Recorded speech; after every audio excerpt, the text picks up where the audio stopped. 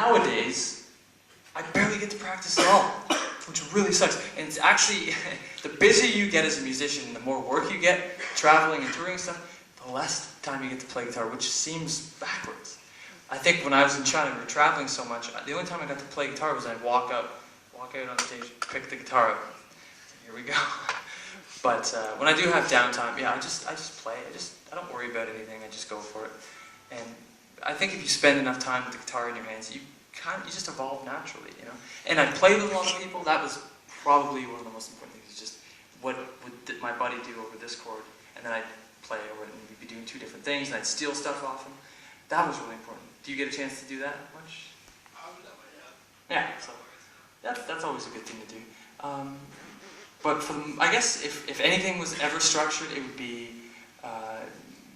when I would practice. I used to practice at 10 o'clock in the morning till noon, and I'd play from like 2 o'clock till 4, and then 6 o'clock till 8 o'clock, and then 11 o'clock until 12.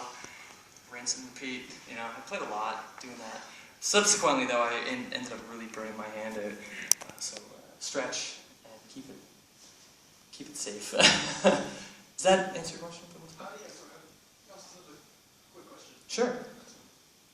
So you said you never really structured practice. So all that kind of like, I noticed you do it on legato kind of thing. So did you just did that from naturally evolving your playing? Yeah. And then for any kind of measurement based? Yeah, I mean, some of the stuff I do is like not even close to being locked in the time. And I'm not going to pretend it is. I'm just hoping for the best. Yeah, I mean, a lot of that stuff came because my picking's really bad, so I kind of had to find a way around that. And I remember I was about 15 years old, so this is 2002 or so. I remember looking down and noticing that this guy here was kind of pitching in to share the load a little bit.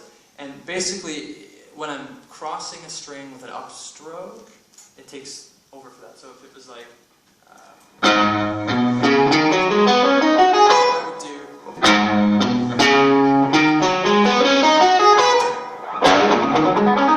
that kind of thing. Or even...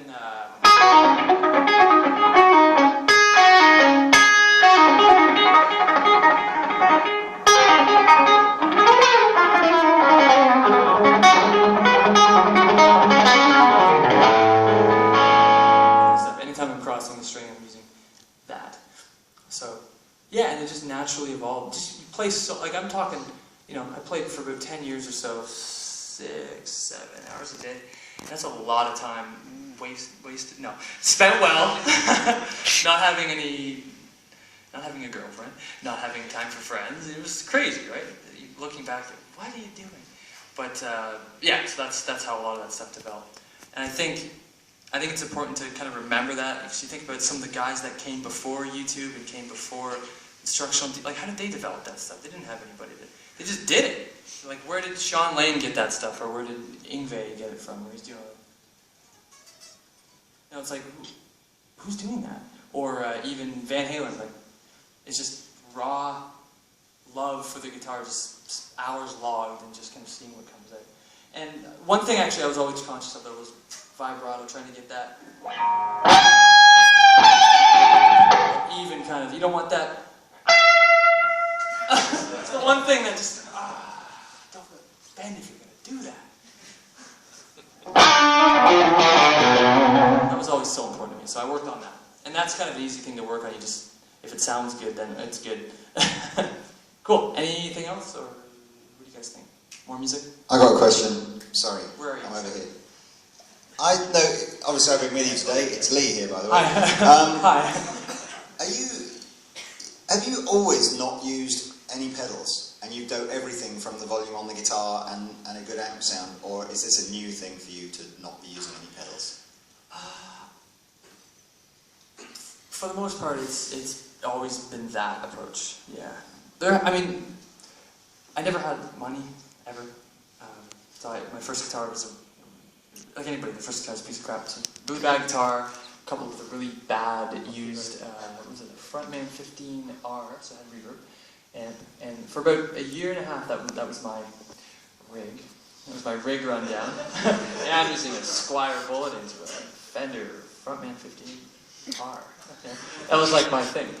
So I kind of just got used to not having anything in between the guitar and the amp. Although I'm quite spoiled right now, as these are it's like luxury amps, so that's quite nice. But yeah, I just love the sound of just that your hand and hearing every little.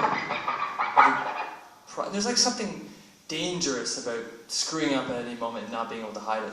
But, when I come up here and do this thing, it's scary because you come out and I just leave the guitar here, I walk on, and let's see what happens. And it's almost like I'm inviting mistakes because it teaches me, and it hopefully teaches other people, that making a mistake and having your own sound is, making a mistake doesn't matter, and having your own sound does matter, even if it is sloppy. So yeah, it's kind of always been a thing I've enjoyed doing, whether or not it was because of Eddie back in the early days, you just plug straight in, kind of just improvise, or my favorite players at the time, Jimmy Page or Yngwie, just that raw sound, where nothing sounded masked. Yeah, plus, I said this to you earlier, I don't really know what to do with pedals. I don't know when to use a phaser or a chorus or like an overdrive pedal. That's a lot of... Why would you need more gain than that? That's insane. Anyone more gain than that? Really? Why? Now, if you can do this, I can't imagine, what else would you need for gain? And then a wah pedal, I have no idea how to use a wah pedal. And I use the channel selector. This is my channel selector, this thing right here, which is pretty cool. And also, I have three different microphones. These are awesome as well. So I got enough stuff going on here, at least for now. Maybe in the future I'll start playing some really weird, crazy jazz where I need like 15 chorus pedals and 10 delay pedals or something. But yeah, makes sense, kind of. Cool. You're kind of like that too, though, aren't you? You like to plug for the most part, right? Don't you? When you're not on video. Yeah. I have two pedals. I have a distortion pedal and a delay pedal. Yeah, but it's only because all the amps I play don't have distortion built in. Yeah. So you're pretty low key with that stuff too. But anyways, with that being said, there's nothing wrong with using pedals. There's so many amazing pedals, and I have some really cool pedals that I have messed around with. It's just I haven't found a live application for them yet, which sounds really strange because you'd think it'd be the opposite. When you're at home, you can control everything, but when you're live, it's like there's a variable of shit. I don't think I have the right amp or the right. You just go with it. You just see what happens, and it's more exciting that way too. Okay, I'm gonna play some more music.